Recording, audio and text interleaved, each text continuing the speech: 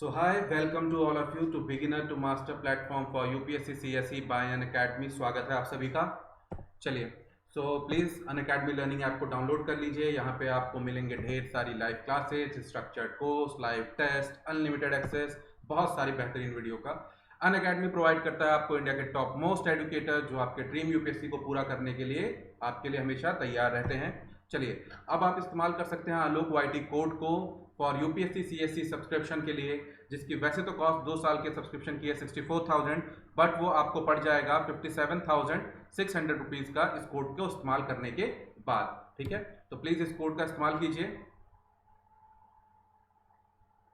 आलोक YT code. ठीक है, चलिए अब बात करते हैं। This is all about me, my self Alok Kumar Pathak. I have teaching experience of more than 4 years in current affair and GS. तो चलो, 28 और 29 जुलाई के जितने भी करंट अफेयर के क्वेश्चंस आते हैं उन सभी को हम सॉल्व करते हैं। ठीक है, हमारा जो कोर्स ओवरव्यू चल रहा है जिसमें हम क्या करेंगे, करंट अफेयर्स को एमसीक्यू फॉर्मेट में करेंगे। ठीक है, अब इसका फायदा क्या है, जितने मोस्ट इंपॉर्टेंट पॉइंट्स होते हैं वो हम सब अपने एमसीक्यू में रखते हैं और उन्हें किस तरीके से यूपीएससी बदल के पूछ सकता है इस तरीके से रखते हैं ताकि आपको वो याद रहे, ताकि जब आप एग्जाम दें तो आपको याद रहे कि किस तरीके का क्वेश्चन आया था और मैंने इसे सॉल्व किया हुआ है, तो करने में आपको बहुत ज़्यादा आसानी होगी। ठीक है, तो ये हमारा यहाँ पे प्रोजेक्ट इस तरीके से चलता रहेगा, ये सीरीज इसी तरीके से चलती रहेगी। तो प्लीज़ इसे कंटिन्यू रखिए। ठीक है, और जितना ज़्यादा हो सके इसे शेयर कीजिए। ठीक है, तो चलिए, फर्स्ट क्वेश्चन अब आपके सामने है, इसे सॉल्व करने की कोशिश कीजिए। इसमें कह रहा है आपको सबसे पहले ये चीज़ पता करनी है कि आपको क्या निकालना है, करेक्ट ऑप्शन निकालना है। ठीक है, तो आपको क्या फाइंड करना है, करेक्ट ऑप्शन। उसमें पहली चीज़ ये कह रहा है कि कंबाइंड पब्लिक हेल्थ एक्सपेंडिचर है जो यूनियन गवर्नमेंट और स्टेट गवर्नमेंट का दोनों का मिला के वो 1.5% ऑफ जीडीपी है। ठीक है, आज तक जो भी रहा है इंडिया का तकरीबन। ठीक है, और spending by people is the smallest contributor to India's economic growth every year, कि जो पब्लिक का पार्टिसिपेशन है, जो कंट्रीब्यूशन है, वो इकोनॉमिक ग्रोथ में सबसे स्मॉलेस्ट है। तो ये खत्म है, ये गलत स्टेटमेंट है, क्योंकि हम 2 साल से इकोनॉमिक सर्वे पढ़ते आ रहे हैं कि जो हमारे यहाँ जो मेन इकोनॉमिक ग्रोथ किस लिए दिखती है, क्योंकि हमारी खुद की डोमेस्टिक डिमांड बहुत ज़्यादा है। ठीक है, तो सेकंड स्टेटमेंट गलत हो जाती है, तो ये दोनों गए। नेक्स्ट है, the New Deal was a series of program and projects instituted in UK during the Great Depression of 1930। ये भी गलत स्टेटमेंट है, यूके में नहीं यूएस में हुआ था, तो ये भी स्टेटमेंट आपकी गलत। तो ये सही स्टेटमेंट 1 और 4। तो इसमें क्या लास्ट स्टेटमेंट क्या कह रहा है, वेदर मनी इज प्रिंटेड और borrowed from other it will still to be counted as government डेब्ट। तो ये सारी जो स्टेटमेंट्स हैं ये इकोनॉमी की स्टेटमेंट्स हैं। ठीक है, तो आपको इसी तरीके से क्या स्टेटमेंट के फॉर्म में क्वेश्चन पूछे जाते हैं जिनका कोई डायरेक्ट कोई लिंक नहीं होता, बट आपको पता होना चाहिए कि भाई गवर्नमेंट की स्पेंडिंग कितनी रही है, इकोनॉमिक ग्रोथ में पब्लिक जो है उसका अच्छा खासा कंट्रीब्यूशन है, ये वाला यूएस में लागू हुआ था, और इसके बाद ये वाली जो इकोनॉमी की बेसिक अंडरस्टैंडिंग है ये आपको पता होनी चाहिए। ठीक है, इस तरीके से क्वेश्चन आएंगे। ठीक है, तो करेक्ट आंसर आपका हो जाएगा ए। ठीक है, तो अभी हम बात कर रहे हैं कि हेल्थ केयर में देखिए कोविड के कारण क्या है, बहुत सारी प्रॉब्लम तो चली रही हैं। तो अगर हमें कोविड को काउंटर करना है तो हेल्थ केयर में एक्सपेंडिचर बढ़ाना पड़ेगा। तो इंडिया की जो जीडीपी एक्सपेंडिचर है केवल हेल्थ केयर में वो 1.5% है, जबकि चाइना का 3% है, अमेरिका का 9% है। ठीक है, तो इस तरीके से इंडिया का जो हेल्थ केयर इंफ्रास्ट्रक्चर है वो काफी ज्यादा वीक है। ठीक है, तो ये बात यहाँ पे एक बात कह रहे हैं। उसके बाद 4 मेजर ड्राइवर्स हैं इंडियन इकोनॉमी की, वो है spending on consumption, government spending, investment और एक्सटर्नल ट्रेड। ठीक है, नेक्स्ट है spending by people is the largest contributor of economic growth every year, हर साल रहती है। ये पॉइंट आपको ध्यान रखना है। और मान के चलिए 100 में से जो 60-70 रुपीज है वो जो पब्लिक कंजम्पशन है, हमारा लोगों का कंजम्पशन है, उसी से आता है। तो आप सोच सकते हैं सबसे बड़ा कंट्रीब्यूशन हमारी खुद की पब्लिक की है। ठीक है, अब बात करते हैं न्यू डील का मतलब क्या है। देखिए, न्यू डील का जो एक कॉन्सेप्ट था ये कहां से आया है, ये आया है आपका यूएस से। ठीक है, कब उन्होंने ये लागू किया, ग्रेट डिप्रेशन के समय। तो जिस तरीके से अभी हमारी इकोनॉमी कॉन्ट्रैक्ट हो रही है तो हमारे पास 2 ऑप्शन है। पहला ऑप्शन ये है कि या तो हम पब्लिक के हाथ में पैसा दे दें, ठीक है। दूसरा ऑप्शन ये है कि गवर्नमेंट खुद उठा के स्पेंडिंग करना या फिर खर्चे करना शुरू करे, उसी को कहा जाता है न्यू डील, कि गवर्नमेंट खुद अपने से खर्चे करना शुरू करे। ठीक है, बट अब इसके साथ प्रॉब्लम ये है कि अगर खर्चे करोगे तो किसी से कर्जा लोगे, ठीक है, तो गवर्नमेंट किसी ना किसी से लोन लेगी या फिर बहुत सारा मनी प्रिंट करेगी। 2 ही ऑप्शन है उसके पास, या तो लोन ले या फिर मनी प्रिंट करे। तो इसमें क्या होगा, इंडिया की रेटिंग किस में आ जाएगी, जंक रेटिंग में आ जाएगी। ठीक है, तो अगर हम लोग अपना डिफेंस इंफ्रास्ट्रक्चर, हेल्थ इंफ्रास्ट्रक्चर पे खर्चा करेंगे तो 10% जीडीपी का खर्चा होगा। ठीक है, तो उसके लिए हमें बोरो करना पड़ेगा। बोरो करने के लिए हमारी जो हो जाएगी वो किस में आ जाएगी, जंक क्राइसिस में आ जाएंगे, ठीक है। अब सिंपल सी बात सोचिए आप एक बार कि अगर कोई इंसान है, ठीक है, अगर कोई इंसान ढेर सारे लोगों से क्या करता है, लोन लेता है, एक्स से भी लिया, वाई से भी लिया, जेड से लिया, जैसे आप ही के कोई दोस्त यार है, ठीक है, वो सबसे क्या करता है, उधारी मांगता रहता है, फोन करेगा तो भाई 10,000 दे दे, भाई 5,000 दे दे, भाई 3,000 दे दे, भाई 2,000 दे दे। तो क्या होगा, उसमें धीरे धीरे लोगों में उसके ऊपर ट्रस्ट डेफिसिट हो जाता है, ठीक है, तो फिर उसे कोई फोन ही नहीं उठाता है। तो सेम इसी तरीके से इसे आप कह सकते हैं कि जंक अगर हमारी हो जाएगी तो जो कोई है, कोई भी फॉरेन इन्वेस्टर है, वो इंडिया पे विश्वास ही नहीं करेगा। तो वो क्या करेगा, अपनी जो इन्वेस्टमेंट लगी है इंडिया में उन्हें लेके वो चला जाएगा। और जब वो इन्वेस्टमेंट लेके चला जाएगा तो उसके बाद क्या है, जब इन्वेस्टमेंट ही नहीं है, ठीक है, फॉरेन इन्वेस्टमेंट इन्वेस्ट किस में करेगा, आम बात है फॉरेन करेंसी में करेगा। और जब फॉरेन करेंसी नहीं होगी तो उसके बाद एक्सचेंज रेट बढ़ जाएगा। अब एक्सचेंज रेट बढ़ गया तो उसके बाद इंपोर्ट्स महंगे हो जाएंगे, ठीक है। तो यही सब सारी प्रॉब्लम्स ढेर सारी चलेंगी। इंपोर्ट्स महंगे तो तेल महंगा, तेल महंगा तो इन्फ्लेशन बढ़ेगा। तो इकोनॉमी में बेसिकली आपको यही समझना होता है, इंटरलिंकिंग। वैसे तो पूरे यूपीएससी में ही समझना होता है, बट इकोनॉमी बेसिकली ऐसा है कि एक दूसरे के साथ लिंक है, लिंक है, लिंक है, लिंक है, ठीक है। चलिए, तो अब बात क्या है कि प्रिंटिंग ऑप्शन क्या हमारे पास है कि जितना चाहे गवर्नमेंट उतना प्रिंट कर दे, ठीक है। तो भैया अगर आप प्रिंट करेंगे पैसा तो उससे इन्फ्लेशन आएगा। पहले एक सेब है, उस सेब को खरीदने के लिए, ठीक है, केवल 10 लोगों के पास 10 नोट हैं, ठीक है। अब गवर्नमेंट ने उठाया 100 रुपए नोट छाप दिए, ठीक है, 10-10 के और नोट छाप दिए, तो लोगों के पास 20 रुपए हो गए। तो पहले इस एप्पल की कीमत अगर 10 रुपए थी, तो अब ये 10 का नहीं बिकेगा, ये 12 का बिकेगा, क्योंकि पैसा ज्यादा हो गया, चीजें कम हो गई हैं, ठीक है। सिंपल सी बात है, आपको लिंक करके चलना है। मनी सप्लाई, ठीक है, मनी सप्लाई, ठीक है, is directly proportional to inflation. जितना मनी सप्लाई बढ़ेगा उतना ज्यादा इन्फ्लेशन बढ़ता जाएगा, ठीक है। तो ये पॉइंट आपको ध्यान रखना है इस तरीके से, ठीक है। तो इसका मतलब वही है कि अगर कल सभी के अकाउंट में 15 लाख रुपए, कहे 15 लाख रुपए आ गए, ठीक है, मान के चलिए सभी के अकाउंट में, तो 15 लाख रुपए आ जाने के बाद आप में से कोई भी बंदा 1100 नोकिया इस्तेमाल नहीं करेगा, सबको किसके पास जाएगा, आईफोन खरीदने जाएगा।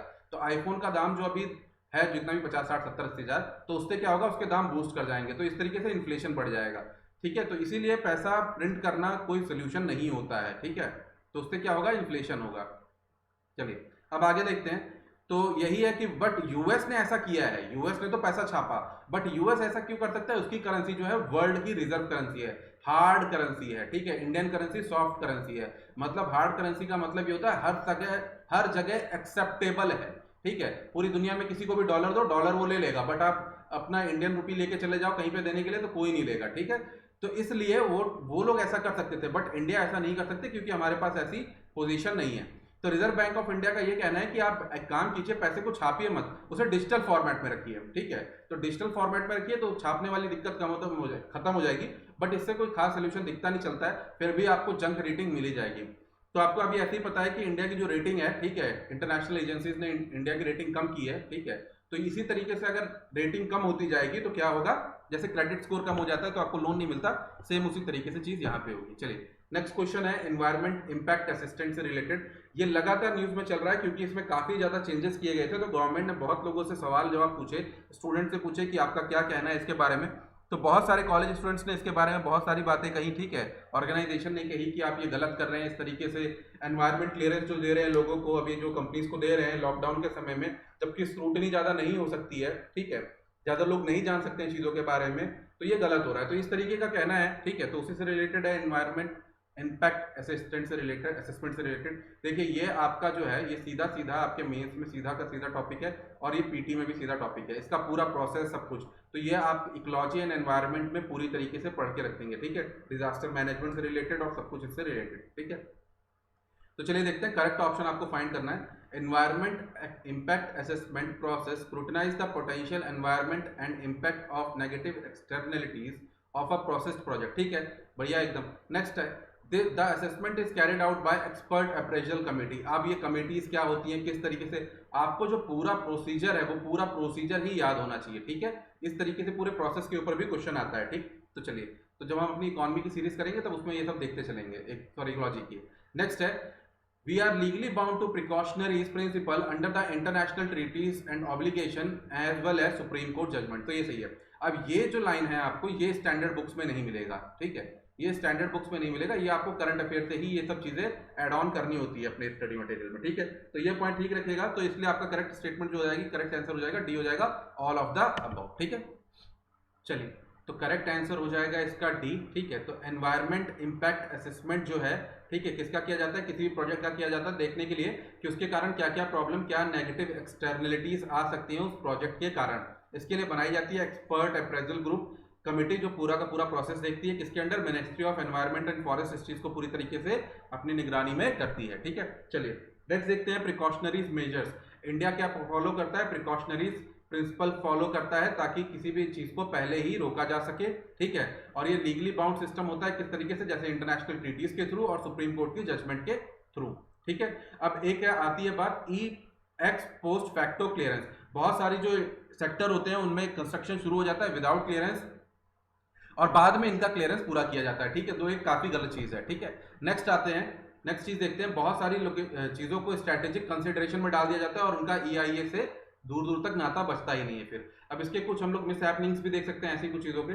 ऑयल इंडिया लिमिटेड का जो गैस था, एक वेल था, सॉरी ऑयल वेल था, उसमें आग लग गई अभी रिसेंटली, कहाँ, आसाम में। और एलजी पॉलीमर्स जो फैक्ट्री है विशाखापट्टनम में, उसमें क्या हुई, गैस लीक हो गई, स्टेरनिन बायोमर, ठीक है, जिसके कारण बहुत सारे लोगों को प्रॉब्लम हुई, ठीक है। चलिए नेक्स्ट क्वेश्चन अब आपके सामने है एंथ्रोपॉज से रिलेटेड, इसे सॉल्व करने की कोशिश कीजिए कि एंथ्रोपॉज क्या होता है। चलिए, so what is anthropause period sometimes seen is news, ठीक है। तो पहला कहता है it is a term that have coined to refer the corona virus induced lockdown period and its impact on other species. देखिए चीजों को इस तरीके से पकड़ना पड़ेगा। In terms, it is a term that coined to refer the coronavirus induced lockdown and its impact on economic slowdown, on an impact on environment, on human development, ठीक है। तो आपको इसी तरीके से एक मैंने टर्म बताई थी, ठीक है, जो न्यूज में आई थी आपकी, क्या थी, शैडो पेंडेमिक। क्या थी, शैडो पेंडेमिक। तो शैडो पेंडेमिक का मतलब क्या है, डोमेस्टिक वायलेंस के जो केसेस बढ़ रहे हैं, ठीक है, उससे रिलेटेड ये चीज है आपका शैडो पेंडेमिक। तो उसी तरीके से पूछ रहा है कि एंथ्रोपॉज पीरियड क्या है, तो इसका टर्म का मतलब ये है, A answer is your correct answer. तो दूसरी जो स्पीशीज है उनके ऊपर क्या इंपैक्ट पड़ रहा है, उसी को कहते हैं एंथ्रोपॉज पीरियड, ठीक है। तो ये क्या रेफर करती है, कोरोना वायरस के टाइम जो लॉकडाउन पीरियड चल रहा है उसके कारण जो अदर स्पीशीज पे क्या इंपैक्ट पड़ा है, ठीक है। इसे ग्रेट पॉज का भी नाम दिया गया क्योंकि पूरी दुनिया में था। और आपने देखा होगा बहुत सारी ऐसी वीडियोस आपके सामने आई होंगी कि बहुत सारे ऐसे जीव और प्राणी हैं जो क्या है, जहां पे इंसान रहते हैं वहां पे आके आराम से घूमने फिरने लग गए, ठीक है। बहुत सारी आपने ऐसी वीडियोस देखी होंगी, ठीक है। तो वही है पूरा का पूरा। अब इसे क्या करेंगे, इसकी स्टडी किस लिए करेंगे, ताकि ये पता कर पाए कि ह्यूमंस के कारण कितनी ज्यादा दिक्कत हुई है और किस तरीके से ये पूरा एनवायरनमेंट ट्रांसफॉर्म किया गया है, ठीक है। चलिए, सो चलिए नेक्स्ट क्वेश्चन आपके सामने, इसे सॉल्व करते हैं, ठीक है।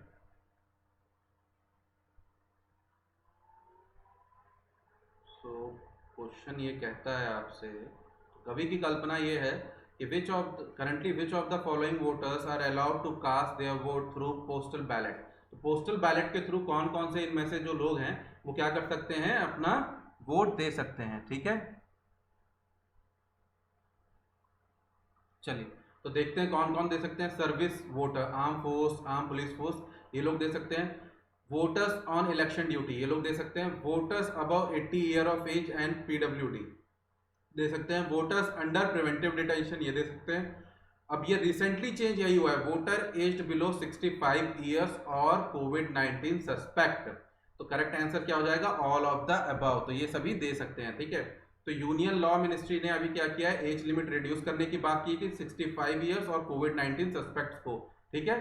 तो इस तरीके से पहले जो 80 साल था उसे 65 ईयर किया जा रहा है, तो मतलब 80 साल वाले को भी है ही, ठीक है। चलिए, तो पोस्टल बैलेट सिस्टम में क्या है, इन सभी को मिलता है इलेक्शन, ये और आपको सारे की सारी चीजें दी गई हैं। अब ये सब किसके अंडर है, section 60 of representation of people act के अंडर 1951। चलिए नेक्स्ट क्वेश्चन फिर से आपके सामने, फिफ्थ क्वेश्चन, इसे सॉल्व करने की कोशिश कीजिए। पंजवा क्वेश्चन करके दिखाओ। चलो, world drug report 2020 was released by recently United Nation Office on Drug and Crime। इसने किया है India is in the middle two major illicit opium production region of the world. तो इंडिया दो ओपियम प्रोड्यूस करने वाले गढ़ के बीच में है। एक तो golden crescent Iran Afghanistan Pakistan ये ईस्ट में, और वेस्ट में है golden triangle south east Asia वाले एरिया में। तो पहली स्टेटमेंट सही, दूसरी स्टेटमेंट भी सही, ठीक है। और ministry of health and family welfare has released नशा मुक्त भारत एनुअल एक्शन प्लान 2020-21 गलत, करेक्ट स्टेटमेंट 1 एंड 2। तो ये है आपकी बी हो जाएगी correct statement, correct answer. World drug report कौन रिलीज करता है? United nation office on drug and crime, ठीक है। तो इसमें क्या है, इंडिया देखिए दो के बीच में है। एक तो है क्या नाम है, ईस्टर्न साइड में गोल्डन क्रेसेंट के ईरान अफगानिस्तान पाकिस्तान जहां पे ओपियम बहुत ज्यादा प्रोड्यूस होता है, और वेस्ट में golden triangle south east Asia के तरफ, ठीक है, ईस्ट में सॉरी। तो ये देखिए ये हमारा ये हमारा प्यारा देश भारत, ठीक है। और यहाँ पे क्या है देखिए, इस तरफ क्या आपके पड़ जाएगा, वेस्ट में गोल्डन क्रेसेंट पड़ जाएगा, ईरान अफगानिस्तान पाकिस्तान ये प्रोड्यूसिंग एरिया, और यहाँ पे golden triangle Burma Thailand Laos ये सारा का सारा, ठीक है। तो इस तरीके से इंडिया सेंटर में पड़ जाता है और दोनों तरफ खूब ज्यादा प्रोडक्शन होती है इनकी, ठीक है, ओपीएम की। तो कब हुआ था देखिए 1997 में ये यूनाइटेड नेशन जो ऑफिस है ड्रग एंड क्राइम ये बना था, ठीक है। किसके अंडर है? United nation international drug control programme ये चलाता है, ठीक है। नेक्स्ट बात करते हैं नशा मुक्त भारत जो है एनुअल एक्शन प्लान किसने लॉन्च किया? ध्यान रखना है ministry of social justice and empowerment ने लॉन्च किया। आपको साल भी ध्यान रखना है 2020-21। अब बात है international day against drug abuse and elect trafficking, इसके रिलेशन में ये बनाया गया है। कब बनाया जाता है ये डे? ये डे बनाया जाता है 26 जून को बनाया जाता है, ठीक है। और थीम क्या थी इसकी इंटरनेशनल डे की? देखिए better knowledge for better care, ठीक है। चलिए सो अब नेक्स्ट क्वेश्चन आपके सामने, इसे सॉल्व करिए।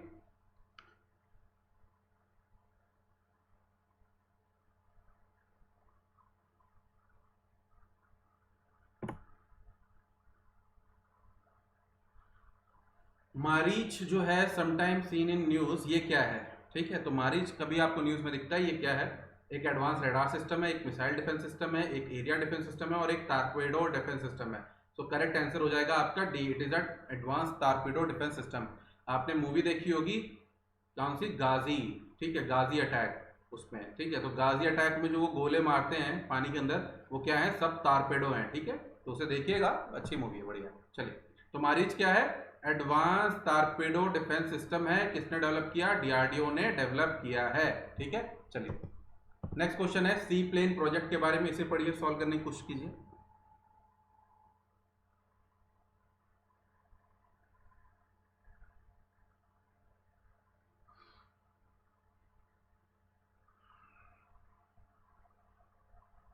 तो इसमें कह रहा है कि मिनिस्ट्री ऑफ शिपिंग ने रिव्यू किया है सी प्लेन प्रोजेक्ट को ऑफ इंडियन वाटर बॉडीज, ठीक है। हैसल फ्री ट्रैवल की बात की जा रही है, किसमें? हिली रीजन्स में। इनलैंड वाटरवे अथॉरिटी जो है वो प्रोजेक्ट को मैनेज करेगी, ठीक है, इस कंपनी के थ्रू सागरमाला डेवलपमेंट लिमिटेड के साथ, ठीक है, कोस्टल एरियाज के लिए। तो तीनों ऑप्शन यहाँ पे करेक्ट है सी प्लान प्रोजेक्ट के लिए। All of the above will be your correct answer, D will be your correct answer, ठीक है। तो पूरी स्कीम यहाँ पे ही है, उड़ान स्कीम के अंडर है, ठीक है। तो ये सारे पॉइंट्स यहाँ पे सारे आपके सामने लिखे हुए हैं, ठीक है। चलिए नेक्स्ट क्वेश्चन आपके सामने साइंस एंड टेक से रिलेटेड ये चीज आ जाती है, ठीक है, इसे सॉल्व करते हैं।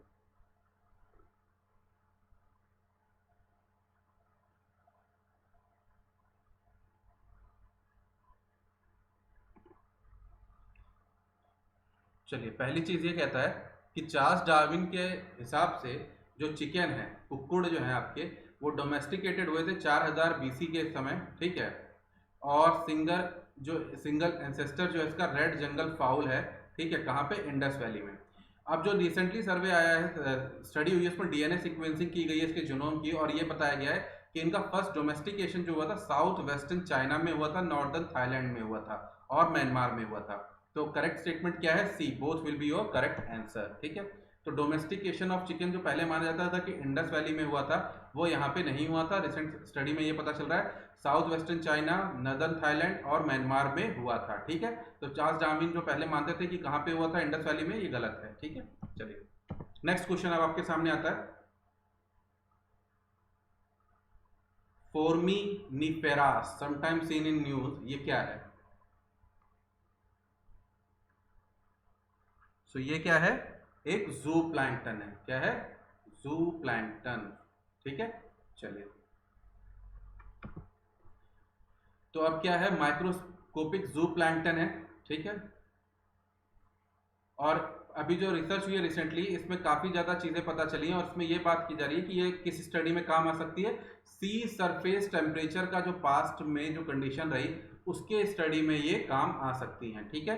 तो ये आपको पॉइंट ध्यान रखना है। चलिए, नेक्स्ट क्वेश्चन है, 9 dash line uses as a basis for claim in waters by which of the following country.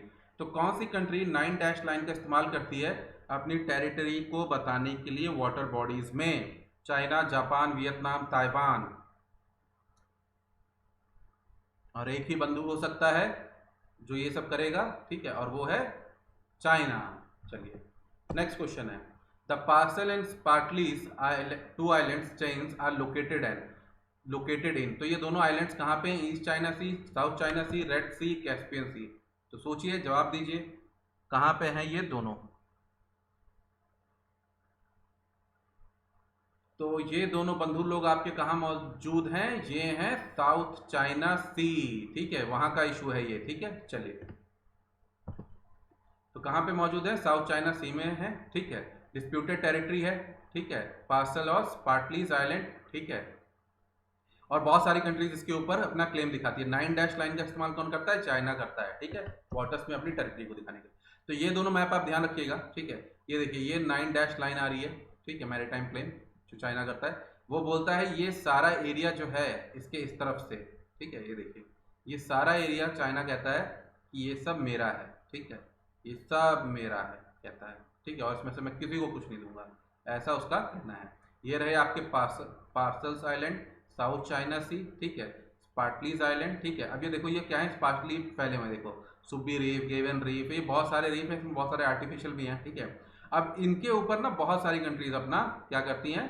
Claim करती हैं। कौन कौन सी? देखो, China, Taiwan, Myanmar, Brunei, Philippines, Vietnam, ठीक है, सब इनके ऊपर क्या करते हैं? अपना क्लेम करते हैं। और यहाँ पे एक आपको ये भी ध्यान रखना है, नातूना आइलैंड्स, ठीक है। अब देखो यहाँ पे आ जाइए, इस मैप में आ जाइए आप लोग। तो यहाँ पे देखेंगे, देखिए, संकाकू और दिकाऊ, ये आइलैंड हम इसके ऊपर पहले ही क्वेश्चन कर चुके हैं, अगर आपने ध्यान दिया होगा। तो इनके ऊपर 3 कंट्रीज क्लेम करती है, एक तो चाइना, ताइवान, और तीसरा कौन है? जापान, ठीक है। तो उसके बाद ये पार्सलीज आइलैंड आ गए, ठीक है। फिर उसके बाद आ गया आपका, ये देखिए, पार्सल आइलैंड्स आ गए, ठीक है। फिर उसके बाद यहाँ पे आ गया मैकेसफील्ड बैंक आ गया। फिर उसके बाद स्क्रॉनबॉस शोल आ गया, ये भी क्या नाम है, प्रॉब्लम में चल रहा है, ये भी डिस्प्यूट में चल रहा है। और उसके बाद आ गया स्पार्टली आइलैंड्स, ठीक है। तो अब देखिए, सबका अपना अपना, देखिए, डैश लाइन के थ्रू सबने अपना अपना क्लेम बता रखा है कि ये मेरा क्लेम है। अब आपसे जो क्वेश्चन पूछ सकता है वो ये पूछ सकता है कि नॉर्थ टू साउथ इनकी लोकेशन बताओ, या साउथ टू नॉर्थ इनकी लोकेशन बताओ। तो आगे आने वाली वीडियो सीरीज पे जो आपके पास क्वेश्चन मिलेगा, ध्यान रखिएगा, आपको इस मैप बेस से एक क्वेश्चन यहाँ से मिलेगा और एक क्वेश्चन यहाँ से इस मैप के बेसिंग से मिलेगा, ठीक है। तो इसे थोड़ा ध्यान से कर लीजिएगा, ठीक है। चलिए, नेक्स्ट क्वेश्चन है, जस्ट अभी हमने किया है कि नशा मुक्त भारत, ठीक है, ये एनुअल एक्शन प्लान है 2020-21 के लिए, रिसेंटली इसे किसने लॉन्च किया है? तो इसे किसने लॉन्च किया है? हम कर चुके हैं, ministry of social justice and empowerment ने, ठीक है। चलिए, अब नेक्स्ट क्वेश्चन कीजिए। पिछली करंट अफेयर की वीडियोस में से है ये क्वेश्चन निकाला गया है, ठीक है। तो प्लीज़ पुरानी वीडियोस जितनी है उसे आप देखते रहिए। अगर आप उसे नहीं देखेंगे तो बहुत ज़्यादा आप अपने लिए खराब कर सकते हैं थोड़ी चीज़ें, ठीक है, ज़्यादा तो क्या, पर थोड़ा बहुत तो खराब होगा ही। तो प्लीज़ पुरानी वीडियो देखते रहिए, क्योंकि उसमें क्या है, पूरी चीज़ों को डिटेल में कराया है और उन्हीं का रिविजन आगे चलता रहता है। मेन चीज़ ये मेरा कहना है। तो अगर आप पुरानी वीडियो नहीं देखेंगे तो नई वीडियो में जो भी पुराने क्वेश्चन बन के आ रहे हैं तो आप समझ ही नहीं पाएंगे, क्योंकि जो पुराने क्वेश्चन हैं जिन्हें डिटेल में पहले से करा चुका हूं मैं, तो उसकी यहाँ पे मैं एक्सप्लेनेशन नहीं करूंगा, उसे केवल क्वेश्चन आपके सामने रहेगा। तो अगर आप पुरानी वीडियो वहां पे देखेंगे तो आपको उसकी एक्सप्लेनेशन भी पता चलेगी और जितने तरीके से वो बदल के क्वेश्चन आपके सामने आएगा तब आप उसे आसानी से कर पाएंगे, ठीक है। तो पूछ रहा है कि इस बंधु जो ये स्पीशीज है, जो भी ये कुछ है, ठीक है, इसके बारे में बताओ। तो ये कहता है सिंगल सेल्ड एल्गे है, ठीक है, lower layers of water ocean में मिलता है, ठीक है। तो पहली चीज ये कहता है, और दूसरी चीज ये कहता है कि it produce heavy amount of carbon dioxide and thus harmful to the ocean ecosystem, neither 1 and 2, ठीक है। दोनों ही गलत स्टेटमेंट हैं इससे रिलेटेड, ठीक है, एल्गी से रिलेटेड ये दोनों ही स्टेटमेंट गलत है। चलिए, नेक्स्ट क्वेश्चन है, animal husbandry infrastructure development fund, ठीक है। पुरानी वीडियोस अगर आपने देखी होगी तो आराम से ये क्वेश्चन कर लेंगे और सेम उसी तरीके से क्वेश्चन यहाँ पे मैंने बना के दिया है, थोड़ी सी चीजें अलग की हैं, ठीक है, ताकि आपको थोड़ी चीज़ें यहाँ पे समझ में आ सके। इस क्वेश्चन में थोड़ी चीज़ें अलग है। तो देखिए कह रहा है फंड कितना है, 1 लाख करोड़ का है। नहीं, हमें पता था 15,000 करोड़ का है, तो गलत statement. Farmer producer organisation only, तो मैंने वहां पे पहले ही कराया था कि ओनली नहीं है, और भी चीजें हैं। और ये क्या है, आत्मनिर्भर भारत के अंदर था, तो करेक्ट स्टेटमेंट केवल क्या हो जाएगी आपकी ए। ठीक है, चलिए नेक्स्ट क्वेश्चन है। आपको ये बताना है कि इनमें से कौन सी रिपोर्ट कौन रिलीज करता है। ठीक है, कि किसके कौन सा मैच द फॉलोइंग एकदम सही मिला हुआ है। तो इसका आंसर क्या हो जाएगा आपका, अगर आप सही से देखेंगे तो आपका हो जाएगा नन। क्या हो जाएगा, नन। क्योंकि देखिए world development report world bank, world economic outlook IMF, gender parity index UNESCO, gender inequality index UNDP और global gender gap index world economic forum. ठीक है, चलिए नेक्स्ट क्वेश्चन है आप CBET प्रोजेक्ट 2030 से रिलेटेड, इसे सॉल्व कीजिए आप लोग। तो पुरानी वीडियोस अगर देखी होंगी आपने तो आपको ये सब क्वेश्चंस बड़े आराम से आप सॉल्व कर लेंगे।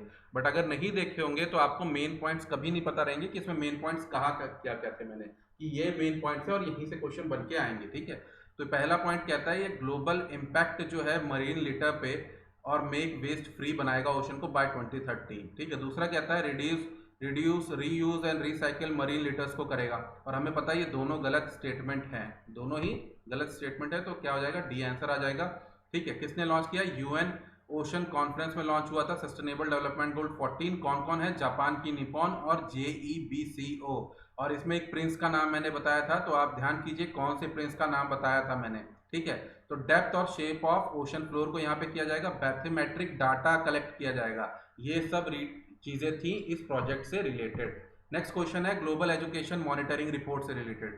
ठीक है, तो अगर आप पुरानी वीडियोस देखते रहेंगे तो ये क्वेश्चंस बड़े आराम से कर लेंगे, क्योंकि आपको वहां पे पूरी चीजें पहले से ही मार्क करके रखी थी मैंने कि क्या क्या आपको ध्यान रखना है। ठीक है, तो प्लीज पुरानी वीडियोस देखिए ताकि आप इन क्वेश्चंस को बहुत बढ़िया तरीके से कर पाए। ठीक है, तो पहला ये ऑप्शन है, कहता है इसमें the report is motivated by INCON declaration to ensure a inclusive and equitable education system. तो वहां पे मैंने आपको, जब आप पुरानी वीडियो देखेंगे तो वहां पे आपको 2 डिक्लेरेशंस मैंने बताई थी एजुकेशन से रिलेटेड, तो ये वाली एकदम सही है। और इसमें कह रहा है होस्टेड बाय यूनिसेफ, गलत, तो आपको पता था यूनेस्को, तो करेक्ट स्टेटमेंट ए। ठीक है, चलिए नेक्स्ट आ जाइए, नई तालीम। ठीक है, तो नई तालीम ये रिलेटेड है, किससे रिलेटेड, इससे आप क्वेश्चन सॉल्व कीजिए। हिस्ट्री का क्वेश्चन ये बन जाता है थोड़ा, बट थोड़ा करंट अफेयर में न्यूज में आया तो इसलिए दोनों चीजें आ गई। ठीक है, तो प्रपोज किया था नई तालीम को किसने, महात्मा गांधी जी ने, अपने आर्टिकल किसमें, हरिजन में लिखा था। ठीक है, और मदर टंग में लैंग्वेज और हैंडीक्राफ्ट वर्क की बात की थी।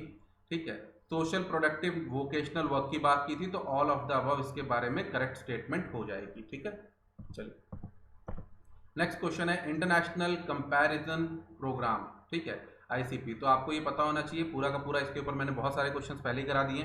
ठीक है, तो फिर से ये आपके सामने है, जितने ज़्यादा बार करते रहेंगे उतना ज़्यादा रिवीजन होता रहेगा। ठीक है, और आपको पता चलेगा कि क्या गलत किया, क्या क्या सही किया। Global statistical managed by IMF, पहला पॉइंट ये। ठीक है, तो आपको पता है ये सही है या गलत है। और दूसरा है कि PP क्या करता है, प्राइस लेवल को कंपेयर करता है, तो पहला गलत है, हमको पता है, सही आंसर क्या हो जाएगा, B।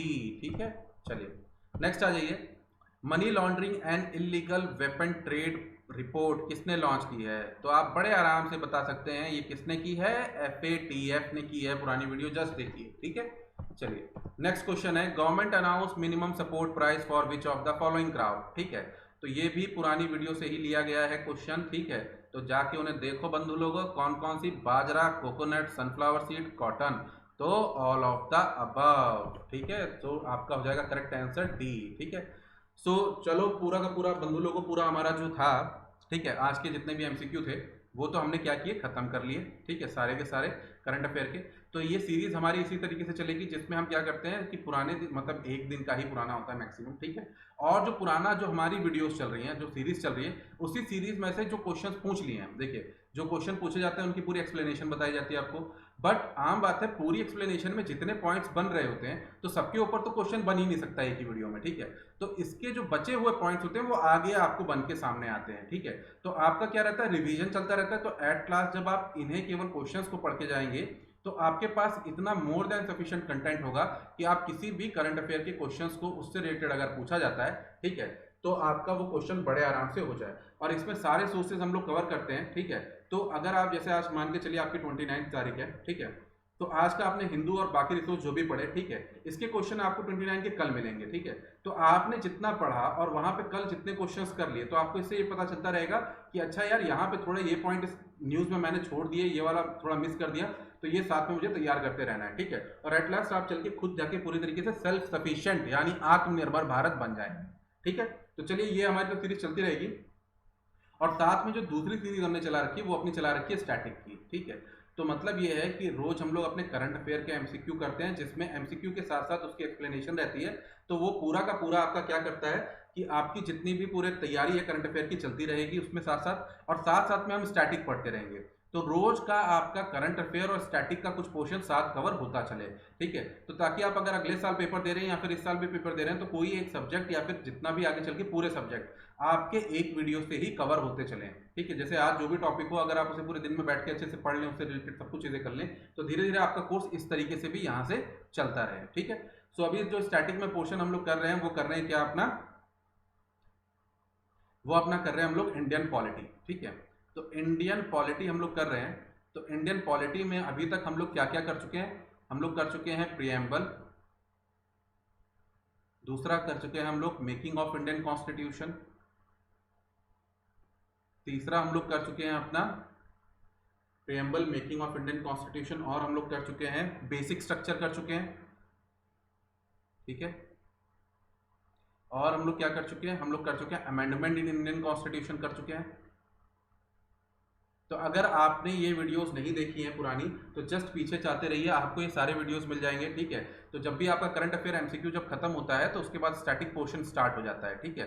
तो स्टैटिक पोर्शन में ये सब तो अभी तक हम लोग खत्म कर चुके हैं, preamble, making of Indian constitution, basic structure, amendment in Indian constitution, और आपका हिस्टोरिकल बैकग्राउंड, ठीक है, हिस्टोरिकल बैकग्राउंड। तो ये 5 टॉपिक खत्म हो चुके हैं, ठीक है। और आज हम लोग छठा टॉपिक करेंगे अपना सेलिएंट फीचर करेंगे, ठीक है।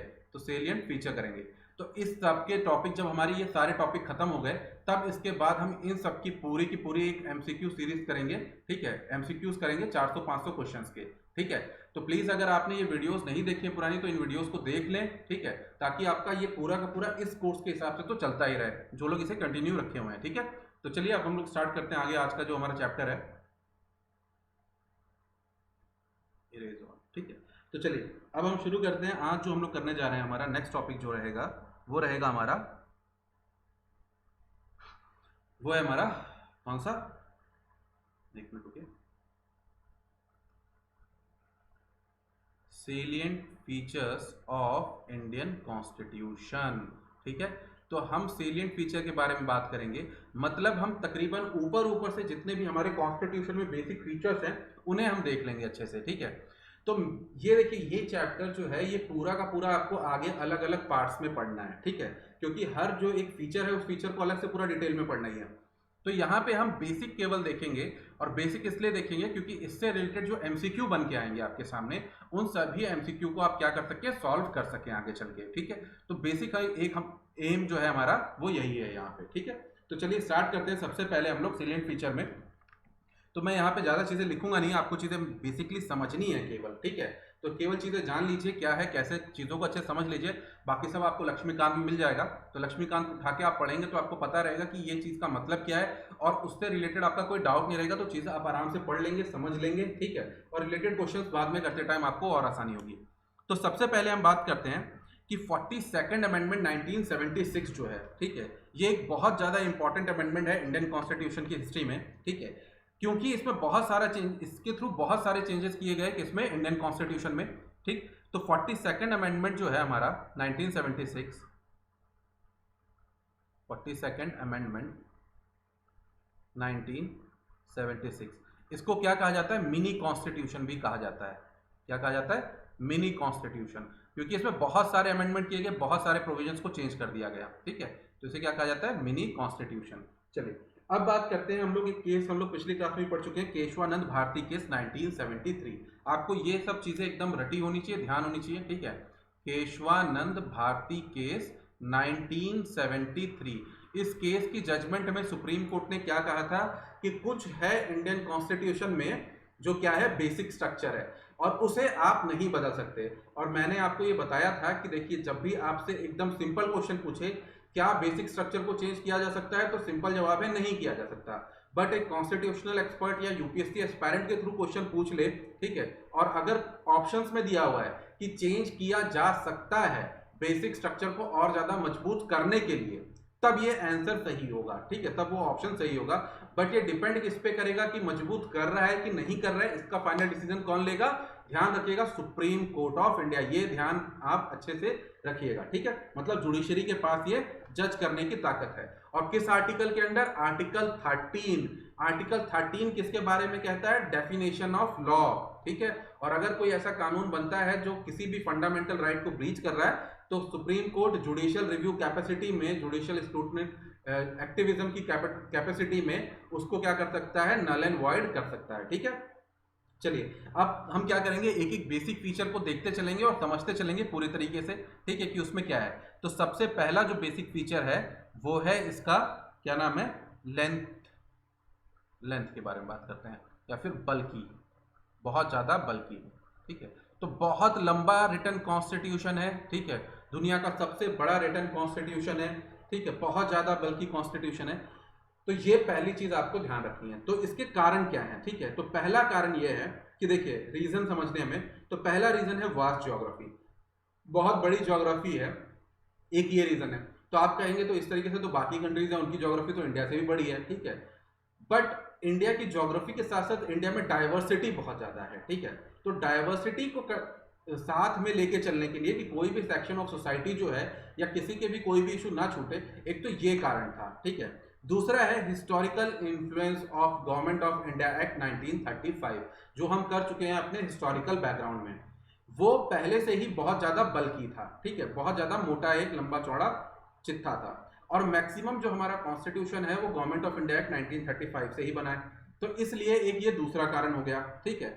और तीसरा कारण जो है वो है कि ये सिंगल है, फॉर सेंटर एंड स्टेट के लिए हमारे यहाँ एक ही कॉन्स्टिट्यूशन है। तो ये कुछ कारण है जिसके कारण क्या है, हमारा जो कॉन्स्टिट्यूशन है वो लेंदी है, बल्कि है, ठीक है। और भी कुछ कारण है कि जो हमारी कॉन्स्टिट्यूएंट असेंबली थी, जो हम मेकिंग ऑफ कॉन्स्टिट्यूशन में पढ़े हैं, उसमें क्या है, ढेर सारे जो बंदे थे वो सब क्या थे? लीगल बंदे थे, मतलब लॉयर्स थे। तो लॉयर्स ने क्या किया, उसमें जितना सब कुछ पढ़ा लिखा था सब अपना डाल दिया, ठीक है। तो बहुत ज्यादा लंबे कोई मतलब वर्डिंग और सब कुछ ऐसा कॉन्स्टिट्यूशन बना जो आम आदमी के समझ के बाहर चला गया, ठीक है।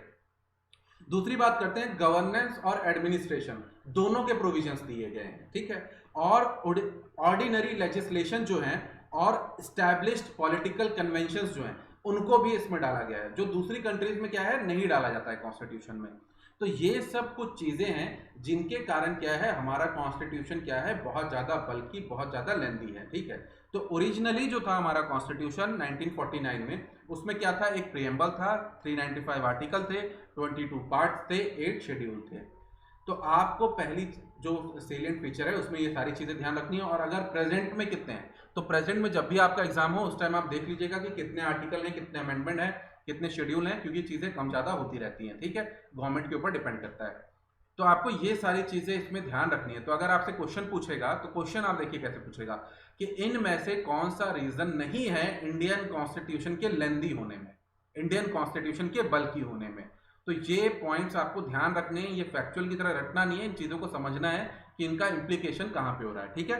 चलिए दूसरी चीज आती है, सेकंड फीचर जो आता है इंडियन कॉन्स्टिट्यूशन का, जो कहा जाता है Indian constitution is a borrowed material, जिस तरीके से, तो क्या है, ड्रॉन फ्रॉम वेरियस रिसोर्सेज,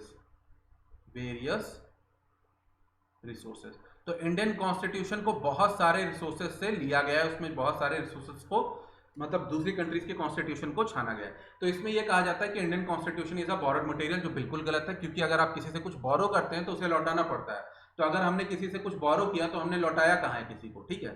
तो ये बिल्कुल गलत स्टेटमेंट होती है, पहली चीज ये ध्यान रखिएगा। हाँ, हमने सभी चीजों को देखा, ठीक है। आम बात है कि अगर आप अपने लिए मोबाइल भी लेने जाते हैं तो आप सारे ब्रांड्स को चेक करते हैं, सब कुछ चेक करते हैं, फिर अपने लिए मोबाइल लेते हैं। तो अगर हमें अपने लिए कॉन्स्टिट्यूशन बनाना था तो हम सभी कॉन्स्टिट्यूशन को देखा और सबका जो बेस्ट पोर्शन हमने लगा उसे हमने इंडियन कॉन्टेक्स्ट या इंडियन हमारे देश के हिसाब से, हमारे देश में जिस तरीके से उसे यूज कर सकते हैं उसके हिसाब से उसका वो वर्जन हमने अपने कॉन्स्टिट्यूशन में इस्तेमाल किया। तो चाहे डेमोक्रेसी हो, रिपब्लिक हो, ये सब आइडिया हमारे बुद्धा के समय से चले आ रहे थे, तो कोई नई बात नहीं थी कि हमारे यहाँ कभी ऐसा कुछ था नहीं, ठीक है। बट यही है कि नए मॉडर्न तरीके से हमने उसे अडॉप्ट किया, बट इसका मतलब ये कहना कि बोरोड मटेरियल है, ये बिल्कुल तरीके से गलत है, ठीक है। तो सबसे ज्यादा इन्फ्लुएंस जो है इंडियन कॉन्स्टिट्यूशन पे वो किसका है, वो आपको ध्यान रखना है, गवर्नमेंट ऑफ इंडिया एक्ट 1935। तो अगर आपसे पूछे कि मैक्सिमम इन्फ्लुएंस किसका है, तो गवर्नमेंट ऑफ इंडिया एक्ट 1935 का, ठीक है। जो स्ट्रक्चरल पार्ट है वो हमने किसने लिया है, गवर्नमेंट ऑफ इंडिया एक्ट 1935 से लिया है। जो फिलोसफिकल पार्ट है यानी फंडामेंटल राइट्स और डीपीएसपी, तो फंडामेंटल राइट्स हमने किससे लिए, अमेरिकन कॉन्स्टिट्यूशन से, और डीपीएसपी किससे लिए हमने, आयरिश कॉन्स्टिट्यूशन से। तो ये दो बातें ध्यान रखनी है। फिर पॉलिटिकल पार्ट हमने किससे लिया, ब्रिटिश कॉन्स्टिट्यूशन से, ठीक है। और भी अदर दुनिया के जो कॉन्स्टिट्यूशन है, Canada, Australia, Germany, USSR, France, Japan, सबसे हमने कुछ ना कुछ अच्छी चीजें बोरो की हैं, ठीक है। तो इसमें क्या क्या है वो हम अभी आगे पढ़ लेंगे, ठीक है, पूरी लिस्ट देख लेंगे। नेक्स्ट उसके बाद देखते हैं blend of rigidity and flexibility, ठीक है। हमारा जो कॉन्स्टिट्यूशन है उसमें क्या है, आपको ब्लेंड या मिक्सचर देखने को मिलेगा, blend of rigidity and flexibility. तो हमारे यहाँ क्या है, रिजिडिटी और फ्लेक्सिबिलिटी का हमारे कॉन्स्टिट्यूशन में ब्लेंड है। मतलब इसका ये समझने का मतलब है कि हमारे कॉन्स्टिट्यूशन में जो कॉन्स्टिट्यूशनल अमेंडमेंट किए जा सकते हैं, एक तो कुछ ऐसे हैं जो बहुत फ्लेक्सिबल, बड़े आराम तरीके से किए जा सकते हैं, और कुछ जो है जिसे कुछ पोर्शन ऐसा है जिसे आप चेंज ही नहीं कर सकते अच्छे तरीके से, मतलब आराम से। तो ब्लेंड है, मतलब फ्लेक्सिबल भी है और रिजिड भी है। और हमने जब अमेंडमेंट ऑफ इंडियन कॉन्स्टिट्यूशन जो चैप्टर हम लोग कर चुके हैं उसमें हमने ये बात की थी कि फ्लेक्सिबल कॉन्स्टिट्यूशन किसका है, यूके का है, और रिजिड कॉन्स्टिट्यूशन किसका है, यूएस का। और इंडिया ने दोनों के फीचर्स को सही से इस्तेमाल किया है, ठीक है। तो इंडियन कॉन्स्टिट्यूशन दोनों का ब्लेंड है। तो ये आपको देखने को कहां मिलता है, आर्टिकल 368 में, ठीक है। इसमें देखने को मिलता है आर्टिकल 368 में, जहां आपको क्या चाहिए होती है, स्पेशल मेजॉरिटी चाहिए होती है। एक तो तरीका ये था, और दूसरा 368 में क्या था, स्पेशल मेजॉरिटी, और जो स्टेट 50% जो है स्टेट का क्या चाहिए आपको, सिंपल मेजॉरिटी में चाहिए। और एक दूसरा तरीका क्या होता है, सिंपल मेजॉरिटी होती है। तो जो चीजें सिंपल मेजॉरिटी से चेंज होती है वो किसको दिखाती है, आपकी फ्लेक्सिबिलिटी को, और जो स्पेशल मेजॉरिटी के थ्रू होती है वो किसको दिखाती है, रिजिडिटी को दिखाती है, ठीक है। तो ये पॉइंट्स आपको कुछ ध्यान रखने हैं, और अमेंडमेंट वाला चैप्टर हम लोग पहले ही कर चुके हैं, तो उसे देख लीजिएगा। तो ये जिसने नहीं देखा है उसकी सारी चीजें क्लियर हो जाएंगी, ठीक है। नेक्स्ट बात करते हैं कि हमारी जो गवर्नमेंट है वो क्या है, फेडरल है, ठीक है, और यूनिटरी बेस है हमारा, ठीक है, थोड़ा यूनिटरी तरफ भी है। तो देखते हैं फेडरेशन जो है, फेडरेशन के फीचर्स क्या है हमारे यहाँ, ठीक है। तो पहला है, दो गवर्नमेंट है, सेंटर और स्टेट, ठीक है। डिवीजन ऑफ पावर है सेंटर और स्टेट के बीच में। रिटन कॉन्स्टिट्यूशन है, ठीक है। सुपरमेसी ऑफ कॉन्स्टिट्यूशन, मतलब कॉन्स्टिट्यूशन सबसे ऊपर है, ठीक है। ये फेडरल स्ट्रक्चर होता है। नेक्स्ट है रिजिडिटी ऑफ कॉन्स्टिट्यूशन, देखने को मिलती है हमें स्पेशल मेजॉरिटी के थ्रू, आर्टिकल 368। इंडिपेंडेंट जुडिशरी, ये भी हमारे यहाँ है, और बायकैमरलिज्म यानी लोकसभा राज्यसभा, ये भी यहाँ पे है। तो अगर हम देखें तो फेडरल फीचर्स में हमारे ये सारे क्या हो गए, फेडरल फीचर्स हो गए, ठीक है। तो फेडरल फीचर्स हमारे यहाँ देखने को मिलते हैं, प्लस यूनिटरी फीचर्स जो हैं वो भी देखने को मिलते हैं। यूनिटरी मतलब जहां पे यूनियन गवर्नमेंट ज्यादा पावरफुल है। तो ऐसे फीचर्स कौन से हैं, पहला स्ट्रॉन्ग सेंटर, हमारे यहाँ सेंट्रल गवर्नमेंट ज्यादा ताकतवर है।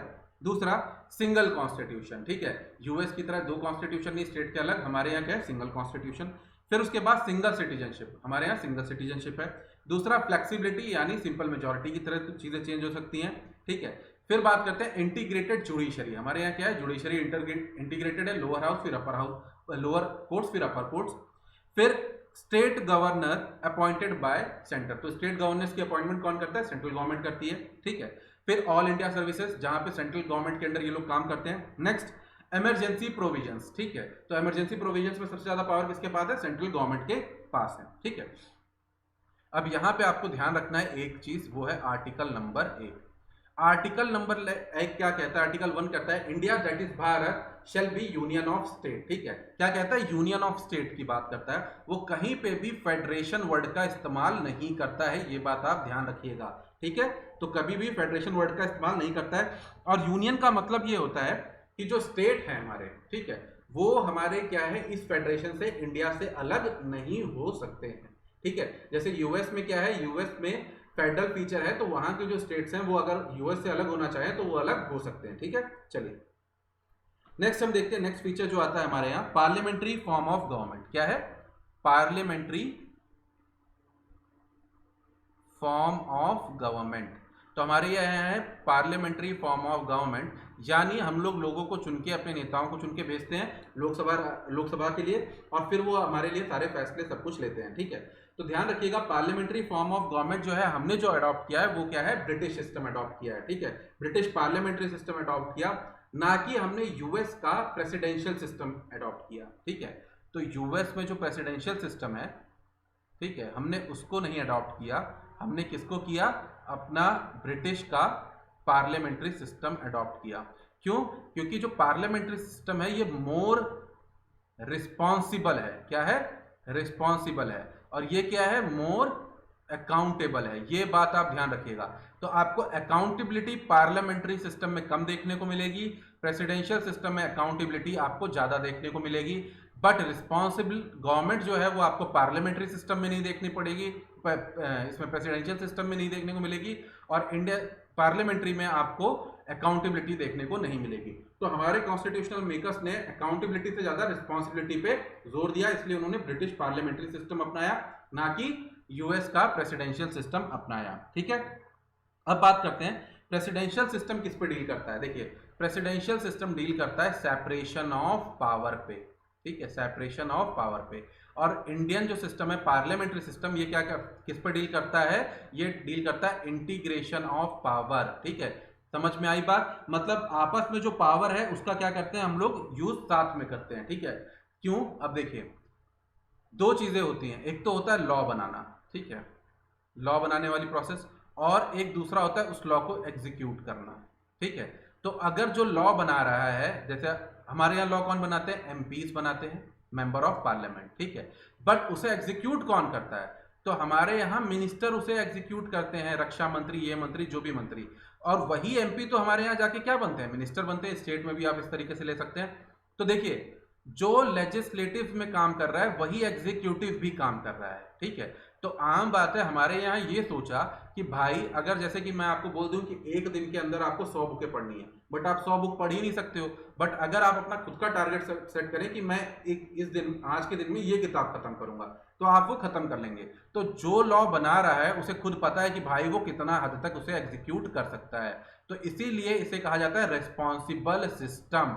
और अगर ऐसा नहीं होगा तो वो अकाउंटेबल हो जाएगा, क्योंकि इस बंदे की अकाउंटेबिलिटी हो जाएगी कि इसने जो बनाया उसे ये करना पड़ेगा। ठीक है, तो इसे कहते हैं रेस्पॉन्सिबल सिस्टम। ठीक है, बट यूएस में ऐसा नहीं है, कानून कोई और बनाएगा, एग्जीक्यूट करने के लिए अलग बंदे हैं। ठीक है, तो वो सेपरेशन ऑफ पावर पे पूरी तरीके से काम करता है, और यहाँ पे इंटीग्रेशन ऑफ पावर की बात है। ठीक है, तो चलिए देखते हैं। तो जो हमारा पार्लियामेंट्री सिस्टम है उसे क्या कहते हैं? वेस्टमिनिस्टर सिस्टम भी कहते हैं। ठीक है, क्योंकि ब्रिटिश पार्लियामेंट कहाँ है? वेस्टमिनिस्टर में है। ठीक है, कैबिनेट गवर्नमेंट भी कहा जाता है, रिस्पॉन्सिबल गवर्नमेंट भी कहा जाता है। ठीक है, फीचर्स क्या होते हैं पार्लियामेंट्री सिस्टम के? Presence of nominal and real executive. Nominal executive वो जो केवल नाम मात्र के लिए होते हैं, जैसे प्रेसिडेंट, और रियल एग्जीक्यूटिव प्राइम मिनिस्टर जो पूरा काम करते हैं। ठीक है, मेजॉरिटी पार्टी रूल करती है। ठीक है, तो हमारे यहाँ जो भी पार्टी जीतती है वो रूल करती है। ठीक है, कलेक्टिव रिस्पॉन्सिबिलिटी होती है, मतलब पूरी की पूरी पार्टी की कलेक्टिव रिस्पॉन्सिबिलिटी होती है कैबिनेट की। अगर किसी ने भी एक गलती की तो सब रिस्पॉन्सिबल होते हैं। ठीक है, और जो है पीएम होता है हमारे यहाँ, सीएम होता है, लीडर ऑफ अपोजिशन होता है, और जो लोअर हाउस होता है वो डिसॉल्व होता है। तो ये सारे फीचर्स किसके हैं? पार्लियामेंट्री सिस्टम के हैं। ठीक है, अब बात करते हैं, ये तो पार्लियामेंट्री सिस्टम के, बट इंडियन पार्लियामेंट्री सिस्टम और ब्रिटिश पार्लियामेंट्री सिस्टम के बीच में क्या डिफरेंस है? तो मेनली डिफरेंस आपको जो ध्यान रखना है कि इंडियन पार्लियामेंट्री सिस्टम जो है वो पूरी तरीके से सोवरेन नहीं है। ठीक है, सुप्रीम नहीं है। सुप्रीम क्यों नहीं है? क्योंकि उसके ऊपर कॉन्स्टिट्यूशन है। बट जो ब्रिटिश पार्लियामेंट है वो पूरी तरीके से सोवरेन है। ठीक है, और दूसरी बात यह है कि हमारा जो हेड ऑफ द स्टेट है वो इलेक्टेड नहीं है, मतलब वो हमारा हेरिडिटरी नहीं है। ठीक है, और वहां पे क्या है? इलेक्शन के थ्रू है हमारे यहाँ, और ब्रिटिश में क्या है? इलेक्शन के थ्रू नहीं है, क्योंकि क्वीन का इलेक्शन नहीं होता है। ठीक है, चलिए, तो ये हो गए हमारे 5 इंपॉर्टेंट फीचर्स अभी तक। आगे के फीचर्स हम लोग देखते हैं। चलिए, नेक्स्ट फीचर आता है, ये बहुत इंपॉर्टेंट फीचर है, इसको अच्छे से ध्यान रखिए। Synthesis of parliamentary sovereignty and judicial supremacy. ये पॉइंट आप बहुत अच्छे से समझ लीजिए, पार्लियामेंट्री सोवर्निटी क्या है और जुडिशियल सुपरमेसी क्या है। ठीक है, तो देखिए पार्लियामेंट्री सोवरेनिटी का मतलब यह है, सोवरेनिटी वर्ड का मैं आप पहले ही मतलब बता चुका हूं, सुप्रीम, मतलब पार्लियामेंट का सुप्रीम होना। ये कॉन्सेप्ट किसका है? ये ब्रिटिश कॉन्सेप्ट है। और जुडिशियल सुप्रीमेसी यानी जुडिशरी का सुप्रीम होना, ये किसका कॉन्सेप्ट है? यूएस का कॉन्सेप्ट है। ठीक है, अब एक बात आती है, जो जुडिशियल रिव्यू जो है हमारे यहाँ, मतलब जो सुप्रीम कोर्ट है, जो कोर्ट्स हैं, वो लॉज को कितना ज्यादा स्क्रूटनाइज कर सकते हैं, रिव्यू कर सकते हैं, इसकी जो पावर है, जुडिशियल रिव्यू जो पावर है इंडियन सुप्रीम कोर्ट की, वो कम है किससे? तो आपको ये पॉइंट ध्यान रखना है, इसी पॉइंट को हम अच्छे से सॉल्व करेंगे। तो जुडिशियल रिव्यू कैपेसिटी जो है सुप्रीम कोर्ट की इंडिया में, वो लेस देन है किससे? Judicial review capacity of supreme court of या फेडरल कोर्ट ऑफ यूएस से। ठीक है, तो ये बात आपको प्रूव करनी है कि ये भाई है कैसे। तो वो इसलिए है क्योंकि इंडिया फॉलो करता है, हमारा आर्टिकल 21 में क्या फॉलो करने के लिए कहा है? Procedure established by law. क्या फॉलो करने के लिए कहा है? Procedure established by law. तो हमारे यहां ये फॉलो होता है। और यूएस में क्या फॉलो होता है? Due process of law. क्या फॉलो होता है? ड्यू प्रोसेस ऑफ लॉ, ये फॉलो होता है। ठीक है, तो ये दो चीजों के कारण ही जो जुडिशियल रिव्यू कैपेसिटी है इंडियन सुप्रीम कोर्ट की, वो कम हो जाती है judicial review capacity of US से। तो अब हमें समझना होगा कि प्रोसीजर एस्टैब्लिश्ड बाय लॉ और ड्यू प्रोसेस ऑफ लॉ में डिफरेंस क्या है। ठीक है, तो इसके लिए हम समझते हैं कि दोनों के बीच में क्या डिफरेंस है। देखिए, तो उसके लिए हम पहले समझते हैं procedure established by law. Procedure established by law का मतलब यह है कि कानून बना दिया गया है, उस कानून के हिसाब से चलना पड़ेगा। ठीक है, जैसे कानून बना दिया कि अगर आप सड़क पे चल रहे हैं और आपने अगर हेलमेट नहीं पहना तो आपके ऊपर 200 रुपए का चालान है, तो this is procedure established by law. ठीक है, प्रोसेस कर रखा है, कोई दिक्कत नहीं है। ठीक, अब बात यह है कि आपके ऊपर चालान है, तो इसमें कुछ पॉइंट पहले हम देख लेते हैं। किसमें मेंशन है भाई, ये देख लेते हैं, कुछ फैक्चुअल देख लेते हैं। आर्टिकल 21 के अंडर मेंशन दिया हुआ है इंडियन कॉन्स्टिट्यूशन में। ठीक है, दूसरी बात देखते हैं, इंडियन कॉन्स्टिट्यूशन और ब्रिटिश कॉन्स्टिट्यूशन का कॉन्सेप्ट है, तो इंडियन कॉन्स्टिट्यूशन में देखने को मिलेगा, ब्रिटिश कॉन्स्टिट्यूशन में आपको देखने के लिए मिलेगा। ठीक है, और इसमें सुप्रीम कौन, किसकी सुप्रीमेसी की बात करते हैं? इसमें हम बात करते हैं लेजिस्लेशन की सुप्रीमेसी की बात। ठीक है, कि कौन ऊपर होता है सबसे ज्यादा? लेजिस्लेशन ऊपर होता है, और नीचे कौन है? मतलब जो कोर्ट की पावर होती है, limited power to judiciary. Main चीज आपको ध्यान रखनी है कि जुडिशरी की पावर जो होती है वो लिमिटेड होती है। ठीक है, अब देखिए समझते हैं हम इसमें क्या है। सेम उसी तरीके से कोई कानून बना दिया, जैसे मान के चलिए अगर आप हेलमेट पहन के चले 200 रुपए का चालान है। अब ड्यू प्रोसेस ऑफ लॉ में मेन चीज क्या है कि यहां पे जो कॉन्सेप्ट है वो ये है, procedure established by law plus procedure should be fair and not arbitrary. क्या नहीं होना चाहिए? आर्बिटरी नहीं होना चाहिए। ठीक है, तो ऐसे नहीं कि मद मस्त हो गए जो मन चाहा फैसला ले लिया। ठीक है, तो वैसा नहीं होना चाहिए। प्रोसीजर एस्टैब्लिश बाय लॉ तो हो, साथ में जो प्रोसीजर आपने बोला है वो भी फेयर और आर्बिटरी नहीं होना चाहिए। तो जैसे मैंने बोला कि हेलमेट पहन के चलाना है, ठीक है, तो अब ये बोल दिया कि हेलमेट पहन के सभी को चलाना है।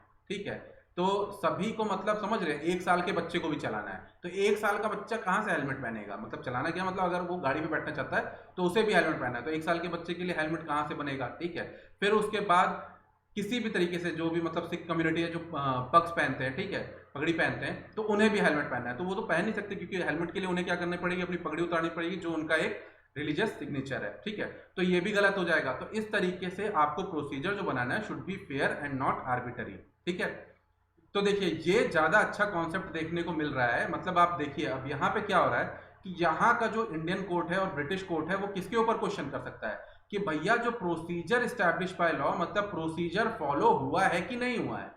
ठीक है, और अब बात करते हैं ड्यू प्रोसेस ऑफ लॉ में जो कोर्ट है वो ये भी देख पाएगा कि प्रोसीजर फेयर है कि नहीं है। यहां पे कोर्ट ये नहीं देख पा रहा है कि प्रोसीजर फेयर है कि नहीं है। ठीक है, तो इसे एक बहुत अच्छे एग्जांपल से मैं बताता हूं। ठीक है, समझने की कोशिश कीजिएगा। इंटर ऑप्शन, ठीक है, तो चलिए देखते हैं। तो जैसे जैसे देखिए आपको ट्रैवल करना है, मान के चलिए हौज खास से, हौज खास दिल्ली मेट्रो। ठीक है, तो जो दिल्ली मेट्रो के बारे में जानते होंगे वो थोड़ा अच्छे से समझ पाएंगे इस चीज़ को। ठीक है, तो जिनको नहीं पता दिल्ली मेट्रो का रूट भी देख सकते हैं। ठीक है, तो आपको समझ लीजिए हौज खास से जाना है आपको निर्माण विहार, ठीक है। तो निर्माण विहार जाना है, ठीक है। तो ये बेसिक एग्जांपल मैंने बनाया था, ठीक है। तो मुझे इस तरीके से समझ में आया, तो मुझे लगता है काफियों को समझ में आ जाएगा इन दोनों के बीच में डिफरेंस, ठीक है। तो हम पहली चीज देख रहे हैं, प्रोसीजर स्टैब्लिश्ड बाय लॉ। क्या देख रहे हैं? Procedure established by law. तो देखिए, हौज खास से आपको जाना है निर्माण विहार। तो सीधा तरीका ये है कि आप क्या करें, हौज खास से मेट्रो पकड़ें और कहाँ जाएं, आप सीधा आ जाएं राजीव चौक, और राजीव चौक से मेट्रो चेंज करके आप आ जाएं निर्माण विहार। तो ये मिलेगा आपको 20 मिनट, और ये पड़ेगा आपको कितना, हार्डली 10 मिनट्स। तो टोटल टाइम टेकन आपका हो गया 30 मिनट्स, ठीक है।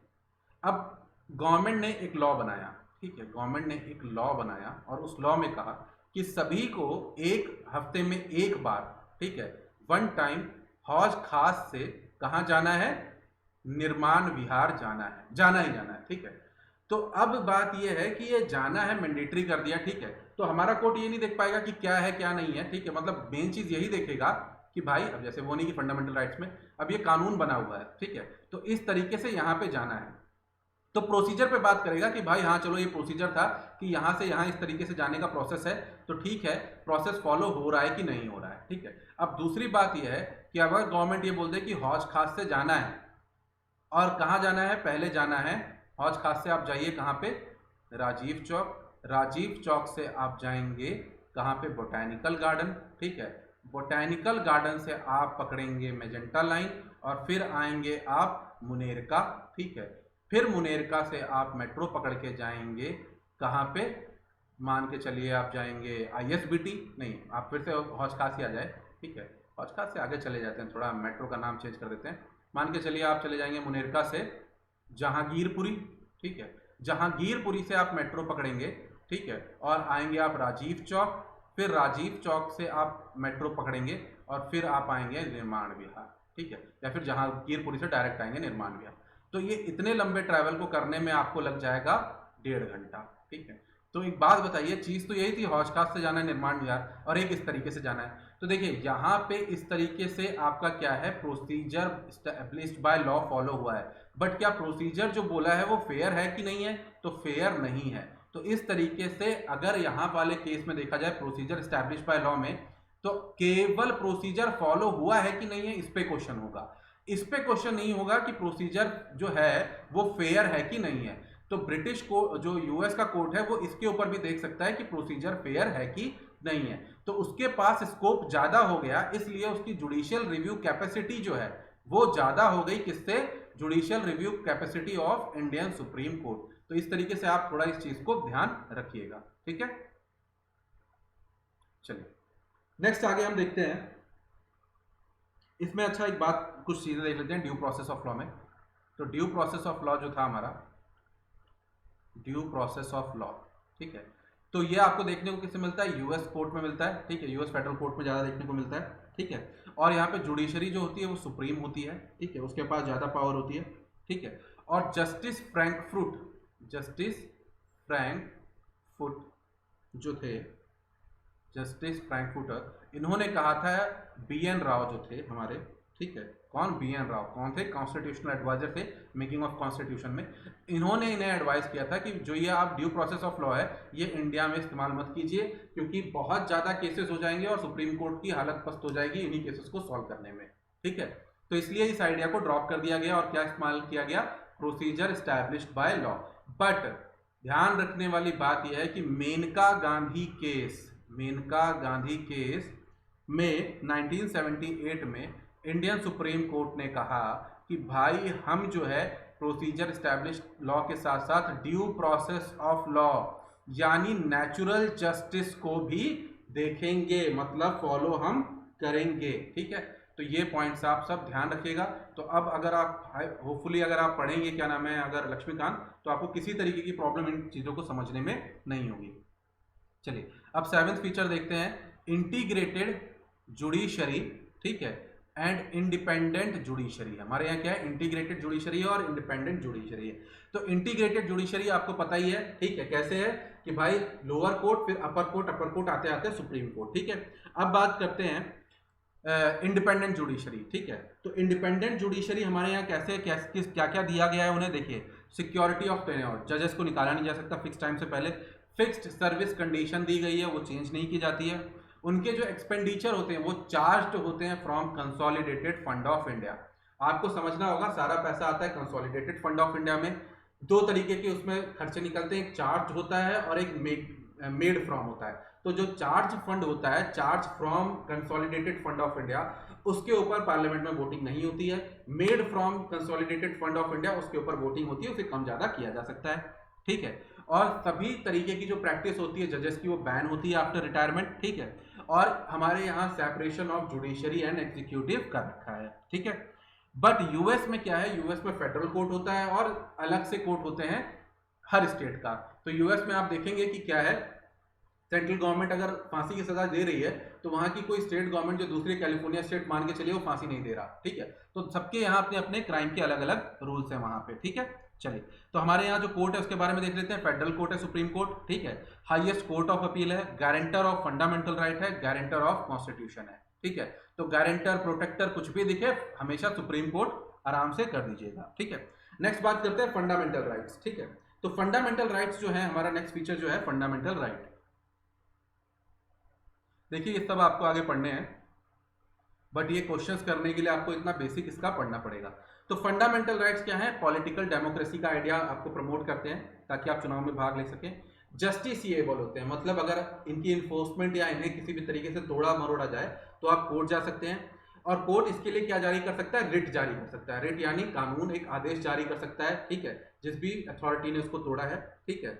और दूसरी बात यह है कि इनके ऊपर रीजनेबल रिस्ट्रिक्शंस लगाई जा सकती है, ठीक। तीसरी बात, नेक्स्ट बात आपको ध्यान रखिए, नॉट सैक्रोसेंट, मतलब इनका अमेंडमेंट किया जा सकता है, इनको खत्म किया जा सकता है, ठीक है। इन्हें सस्पेंड किया जा सकता है एक्सेप्ट आर्टिकल 20 और 21 को, ठीक है। ये सारे पॉइंट आपको ध्यान रखने हैं, ठीक है। नेक्स्ट आता है आपका DPSP, directive principle of state policy. बी.आर. अम्बेडकर जी ने इसको क्या कहा, नोवेल फीचर कहा। क्या कहा, नोवेल फीचर कहा, ठीक है। और इसमें बात यह है, देखिए जब हमारा कॉन्स्टिट्यूशन बनाया गया तो पूरे फंडामेंटल राइट्स में जो डीपीएसपी थे इन्हें भी मिलाने की बात की गई थी, बट इतना बजट नहीं था कि गवर्नमेंट इतना सारा दे पाए सब पब्लिक को फैसिलिटी, तो उन्हें डीपीएसपी में रख दिया गया और ये छोड़ दिया गया स्टेट गवर्नमेंट्स के ऊपर, स्टेट्स के ऊपर, कि भाई जब आपकी हैसियत हो, आपके पास खर्चा हो, तब आप इन चीजों को इंप्लीमेंट कीजिए। जैसे डीपीएसपी में लिखा है दारू बंद करने के लिए, ठीक है। तो अगर आप दारू की शराब को बंद कर देंगे, किसी स्टेट को ड्राई स्टेट कर देंगे, तो आपका कितना बड़ा रेवेन्यू लॉस होगा। तो ये छोड़ दिया गया कि भाई आपकी हिम्मत है तो आप बंद करो, ठीक है। तो जैसे बिहार ने किया, गुजरात ने किया, उन्होंने कहा हमारी हिम्मत है, हम बंद कर रहे हैं, ठीक है। चलिए, तो डीपीएसपी में बी.आर. अम्बेडकर जी ने इसको क्या कहा, नोवेल फीचर का, पार्ट 4 में आता है इंडियन कॉन्स्टिट्यूशन के, ठीक है। और ये क्या प्रमोट करता है, तो सोशल एंड इकोनॉमिक डेमोक्रेसी को ये प्रमोट करता है। जब हम फंडामेंटल राइट्स पढ़ेंगे, डीपीएसपी पढ़ेंगे, तब इनको फिर से डिटेल में पढ़ना है, बट यहाँ पे सेलिएंट फीचर यानी हम ऊपर ऊपर से देखते चल रहे हैं, ठीक है। और क्या स्टैब्लिश करने की बात करता है, वेलफेयर स्टेट स्टैब्लिश करने की बात करता है। मोस्ट इंपॉर्टेंट पॉइंट्स है, नॉन जस्टिसिएबल है, इनके लिए कोर्ट्स नहीं जाया जा सकता है, ठीक है। अब आगे चलते हैं हम लोग, मिनर्वा मिल केस 1980। देखिए डीपीएसपी और फंडामेंटल राइट्स में हमेशा ही आपस में टसल चलता रहता है। तो मिनर्वा मिल केस 1980 में सुप्रीम कोर्ट ने कहा कि इंडियन कॉन्स्टिट्यूशन है वो एक बेडरॉक पे बना है between the balance of DPSP and fundamental right, ठीक है। तो दोनों को बैलेंस करके गवर्नमेंट को चलना है, इंडियन कॉन्स्टिट्यूशन इसके ऊपर चला है और गवर्नमेंट को भी इसी के ऊपर चलना है। नेक्स्ट आता है आपका फंडामेंटल ड्यूटीज, डीपीएसपी के बाद आता है फंडामेंटल ड्यूटीज, ठीक है। तो फंडामेंटल ड्यूटीज जो है उन्हें ऐड किया गया था सरवन सिंह कमेटी की रिकमेंडेशन के बाद, ठीक है, स्वरण सिंह कमेटी के रिकमेंडेशन के बाद 42nd अमेंडमेंट 1976 के थ्रू, ठीक है। तो इसमें क्या है, आप ध्यान रखिएगा, 86 कॉन्स्टिट्यूशनल अमेंडमेंट एक्ट 2002 के थ्रू इसमें एक और ड्यूटी को ऐड किया गया था, ये पॉइंट आपको ध्यान रखना है। पार्ट 4 में आता है इंडियन कॉन्स्टिट्यूशन के, पार्ट 4A में आता है, आर्टिकल 51A केवल एकमात्र आर्टिकल है जिसमें सारी ये ड्यूटीज दी गई हैं, ठीक है। और टोटल कितनी है, 11 है, और ये सब नॉन जस्टिसिएबल नेचर की है, ठीक है। जब फंडामेंटल ड्यूटीज पढ़ेंगे तो इनसे रिलेटेड और भी कुछ बेहतरीन पॉइंट है वो उधर ही पढ़ेंगे, ठीक है। नेक्स्ट बात करते हैं सेकुलर स्टेट। तो जब हमने प्रियम्बल पढ़ा था तो हमने बात कर ली थी कि इंडिया क्या है, एक सेकुलर स्टेट है, और इंडिया जो है पॉजिटिव नोट लेता है सेकुलरिज्म का, यानी हम सभी धर्मों को रिकॉग्नाइज करते हैं बट किसी के साथ डिस्क्रिमिनेशन नहीं करेंगे।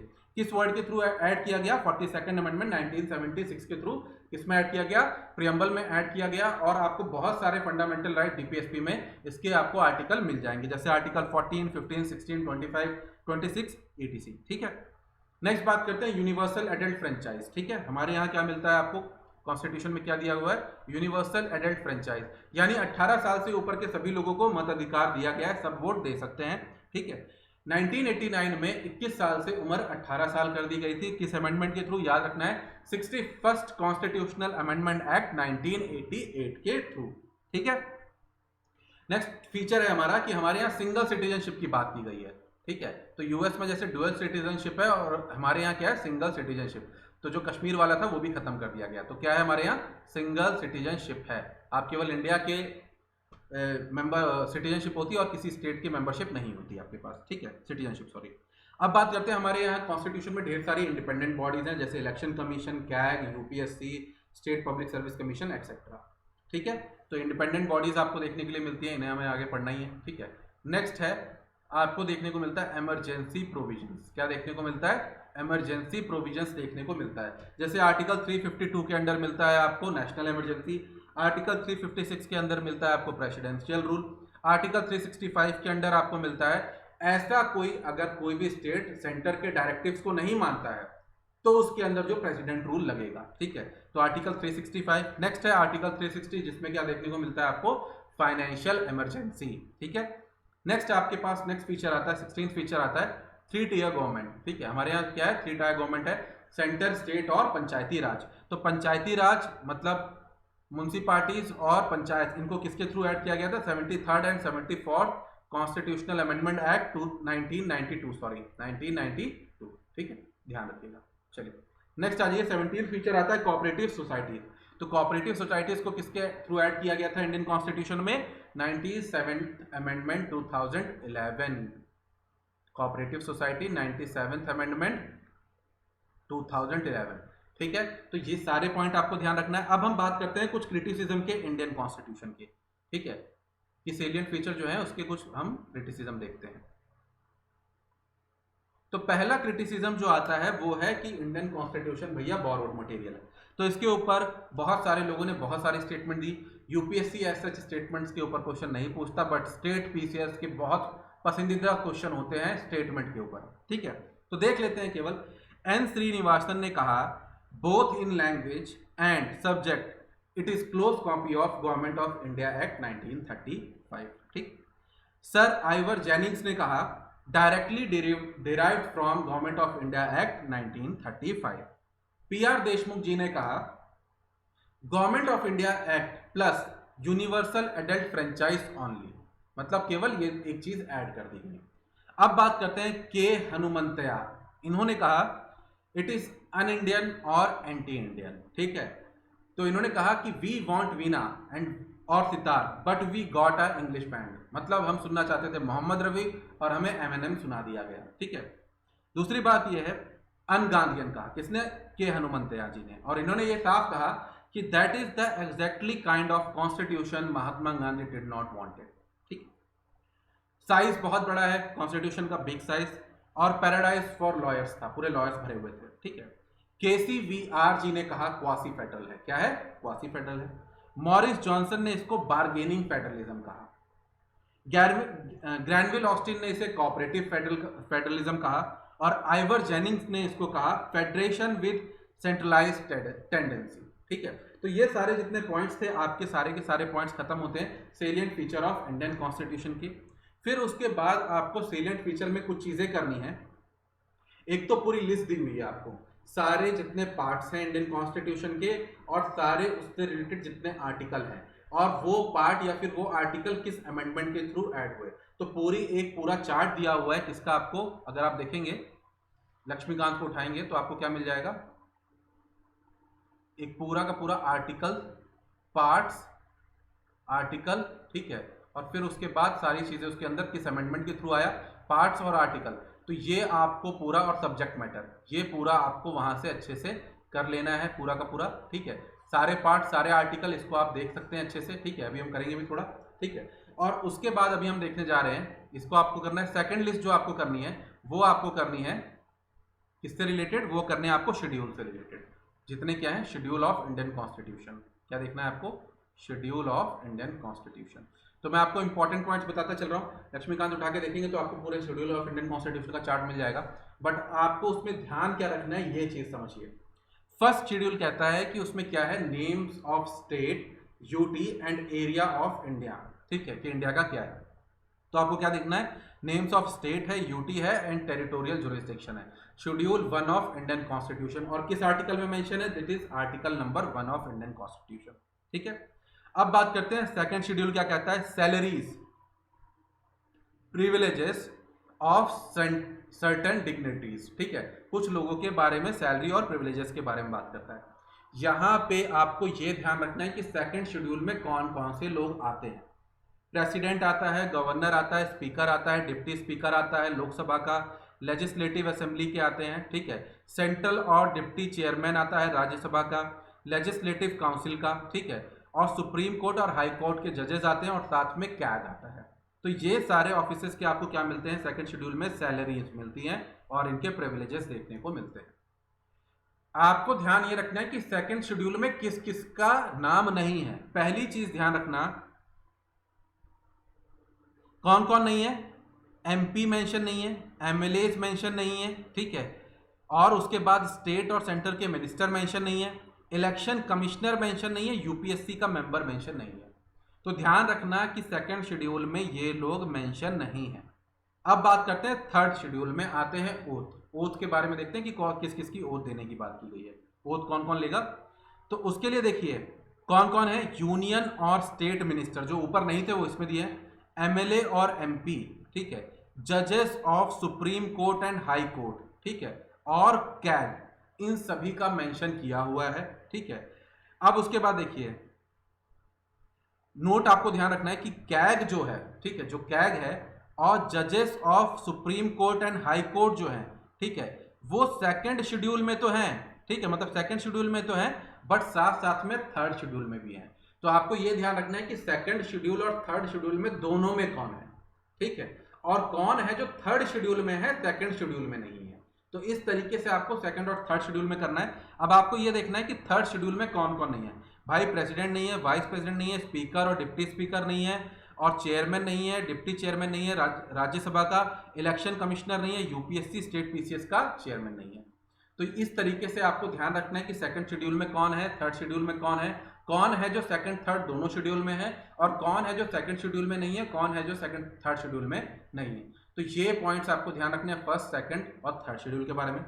फोर्थ शेड्यूल में बात करता है allocation of seats in Rajya Sabha to state and UTs, कि कितनी कितनी सीट्स मिलेगी किन किन स्टेट्स को राज्यसभा में। फिफ्थ शेड्यूल बात करता है administration of schedule area of and scheduled areas and scheduled tribes. तो शेड्यूल्ड एरियाज जो है, शेड्यूल्ड ट्राइब्स का जो एरिया, उनके एडमिनिस्ट्रेशन की बात करता है।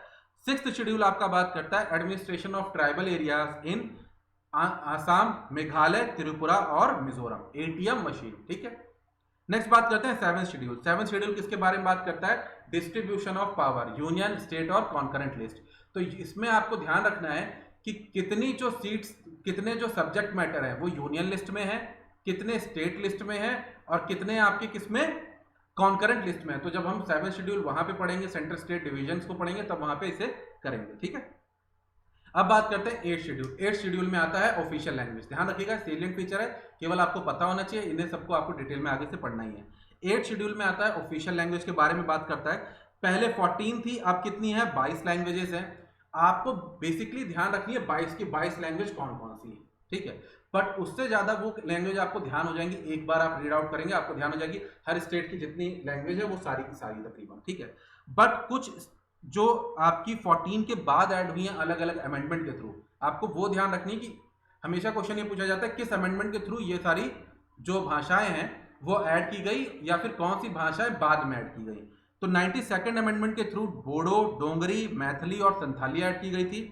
71st अमेंडमेंट के थ्रू आपके कोंकणी, मणिपुर, नेपाली ऐड की गई, और 96th अमेंडमेंट के थ्रू उड़िया ऐड की गई। तो ये पॉइंट आपको ध्यान रखना है इसमें। नेक्स्ट बात करते हैं नाइन्थ शेड्यूल। वो शेड्यूल है जिसे ऐड किया गया फर्स्ट कॉन्स्टिट्यूशनल अमेंडमेंट एक्ट 1951, और इसे हम बेसिक स्ट्रक्चर में देख ही चुके हैं कि इसके साथ क्या टसल था। अब बात यह है कि इसमें अगर कोई भी चीज डाल दी जाती है, कोई भी लॉ लेजिस्लेशन, तो उसकी जुडिशियल स्क्रूटनी नहीं हो सकती है, ठीक है। नेक्स्ट बात करते हैं 10th शेड्यूल। इसे ऐड किया गया 52nd अमेंडमेंट 1985, फिलहाल की एग्जामों के लिए बहुत ज्यादा इंपॉर्टेंट है, ठीक है। एंटी डिफेक्शन लॉ डाला गया, मतलब कोई भी अगर इस पार्टी से उस पार्टी में जाता है तो उसे निकाला जा सकता है, उसकी मेंबरशिप खत्म की जा सकती है। नेक्स्ट है 11th शेड्यूल, जिसे ऐड किया गया 73rd अमेंडमेंट 1992 के थ्रू, जिसमें पंचायती राज इंस्टीट्यूशन के बारे में है और पंचायत को क्या क्या पावर मिली है उसके बारे में है। 29 मैटर्स दिए गए हैं आपको, आर्टिकल ध्यान रखना है 243G, ठीक है। नेक्स्ट उसके बाद ध्यान रखना है आपको, देखो जी से ग्रामीण, तो जी से जी ध्यान रख लेना, 243 तो याद रखना पड़ेगा, कोई चारा नहीं है। नेक्स्ट है 12th शेड्यूल जो जोड़ा गया, वो जोड़ा गया 74th अमेंडमेंट 1992 के थ्रू, और इसमें जो है पावर्स दी गई है म्युनिसिपैलिटीज को, उससे रिलेटेड दी गई है चीजें। और इसके लिए जो आर्टिकल है 243W, म्युनिसिपैलिटीज को उल्टा कर दो तो हो जाएगा W, तो इस तरीके से आप ध्यान रख लीजिएगा, ठीक है। अब हम बात करते हैं सोर्सेज ऑफ इंडियन कॉन्स्टिट्यूशन, कि इंडियन कॉन्स्टिट्यूशन के कहां से हमने चीजें ली, ये इसके ऊपर क्वेश्चन पूछा जाता है। तो गवर्नमेंट, मैं बस बता दे रहा हूं, पूरी लिस्ट आपको दी हुई है कहां पे, लक्ष्मीकांत में आप देख सकते हैं। बट मोस्ट इंपॉर्टेंट आपको क्या ध्यान रखना है वो ध्यान रखिएगा। गवर्नमेंट ऑफ इंडिया एक्ट 1935 अगर आप देखेंगे तो क्या क्या है उसमें, इमरजेंसी प्रोविजंस लिए हमने, एडमिनिस्ट्रेटिव डिटेल्स ली, फेडरल स्कीम ली, ऑफिस ऑफ गवर्नर लिया, जुडिशरी ली और पब्लिक सर्विस कमीशन लिया, ठीक है। अब बात करते हैं ब्रिटिश कॉन्स्टिट्यूशन। हमने पार्लियामेंट्री गवर्नमेंट यहां से ली, रिट जुरिस्डिक्शन, ठीक है, अगर फंडामेंटल राइट्स ब्रीच होते हैं तो कोर्ट जो रिट जारी करता है उसे कहते हैं रिट जुरिस्डिक्शन। पार्लियामेंट्री प्रिविलेजेस हमने यहां से लिए। देखिए पार्लियामेंट्री प्रिविलेज 105 आर्टिकल में है, इसमें साफ साफ मेंशन किया है कि पार्लियामेंट्री प्रिविलेज क्या होंगे, ये तो कॉन्स्टिट्यूशन में कहीं डिफाइन नहीं है। उसमें लिखा हुआ है कि पार्लियामेंट्री प्रिविलेज वो प्रिविलेज होंगे जो कॉन्स्टिट्यूशन से पहले के थे। तो पहले के कहां थे, उसमें ये लिखा था जो ब्रिटिश में है वहां पे, ठीक है। तो इसलिए पूरा का पूरा कुछ मेंशन नहीं है, ठीक है। पार्लियामेंट्री प्रिविलेजेस, सिंगल सिटीजनशिप हमने ब्रिटिश से ली, बाई कैमरलिज्म हमने ब्रिटिश से लिया, और लेजिस्लेटिव प्रोसेस भी हमने ब्रिटिश कॉन्स्टिट्यूशन से लिया। तो ये सारे पॉइंट हो गए ब्रिटिश के। अब बात करते हैं यूएसए के। फंडामेंटल राइट हमने यहां से लिए, इंपीचमेंट ऑफ प्रेसिडेंट का हमने यहां से लिया, रिमूवल ऑफ सुप्रीम कोर्ट और हाई कोर्ट जजेस का हमने यहां से लिया, जुडिशियल इंडिपेंडेंस हमने यहां से ली, जुडिशियल रिव्यू हमने यहां से लिया, और पोस्ट ऑफ वाइस प्रेसिडेंट हमने यूएस कॉन्स्टिट्यूशन से लिया। अब बात करते हैं आयरलैंड कॉन्स्टिट्यूशन से हमने क्या लिया, डीपीएसपी लिया, राज्यसभा मेंबर के नॉमिनेशंस का हमने लिया, ठीक है, और प्रेसिडेंशियल इलेक्शन के मेथड का हमने लिया। नेक्स्ट है कनाडा। कनाडा से हमने लिया स्ट्रॉन्ग सेंटर, यानी सेंट्रल गवर्नमेंट ज्यादा मजबूत है, रेसिडुअरी पावर जो है सेंटर के पास रहेगी, यानी सेंटर और स्टेट लिस्ट में कुछ नहीं है तो कौन बनाएगा कानून, सेंटर बनाएगा।